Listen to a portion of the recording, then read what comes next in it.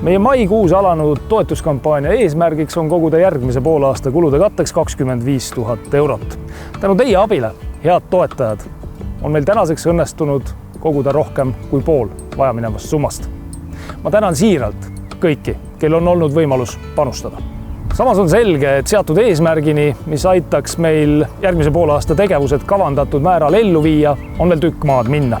Soovime ka uuel poolaastal olla teie ees nende samade heade vestlussaadetega, teha sisukaid intervjuusid nii Eesti kui välismaiste ekspertidega, avaldada nii tuumakaid analüüse kui arvamuslugusid ja muidugi tegeleda edasi ka igapäevase uudiskajastusega. Ja loomulikult on meil plaan mõelda julgemalt ka suuremate projektide peale.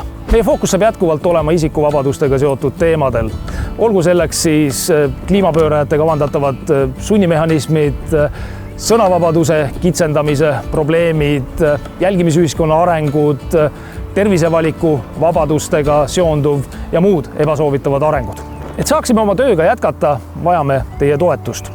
Kui sul on see võimalus, siis palun mine läbi veebilehelt vabadused.ee/toeta ja anna oma panus. Aita meid meie eesmärgile lähemale. Aita hoida Vabaduste portaali elus ja meie vabadusi kaitsta.